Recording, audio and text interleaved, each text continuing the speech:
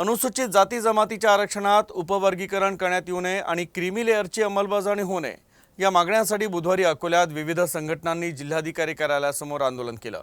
या संघटनांच्या शिष्टमंडळानं जिल्हाधिकाऱ्यांना निवेदन सादर केलं। उपवर्गीकरण करण्यात येऊ नये आणि क्रीमी लेअरची अंमलबजावणी होऊ नये या मागण्यांसाठी बुधवारी विविध संघटनांनी जिल्हाधिकारी कार्यालयासमोर आंदोलन केलं। या संघटनांनी जिल्हाधिकाऱ्यांना आपल्या मागण्यांचं निवेदन सादर केलं। तर जिल्हाधिकारी कार्यालयासमोर ऑल इंडिया आदिवासी एम्प्लॉईज फेडरेशन, भगवान रविदास कम्युनिटीज फेडरेशन, विदर्भ आदिवासी विकास परिषद, राष्ट्रीय चर्मकार महासंघ, रिपब्लिकन युवा सेना या संघटनेचे पदाधिकारी, कार्यकर्ते आणि सदस्य उपस्थित होते। आजचा भारत बंद जो आयोजित केलेला आहे हा सर्व एससी एसटी संघटनांच्या वतीने आयोजित केलेला आहे।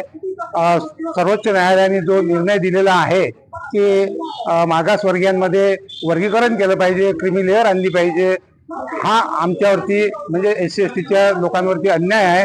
त्या अन्यायाच्या विरोधात आजचा हा भारत बंद आम्ही पुकारलेला आहे आणि या ठिकाणी आम्ही सर्व विविध संघटनांचे पदाधिकारी, तरी आता 15 संघटना आहेत सध्या या ठिकाणी हजर, त्यांचे निवेदन देण्याच्या निमित्ताने आम्ही कलेक्टर ऑफिसला आलेलो आहोत।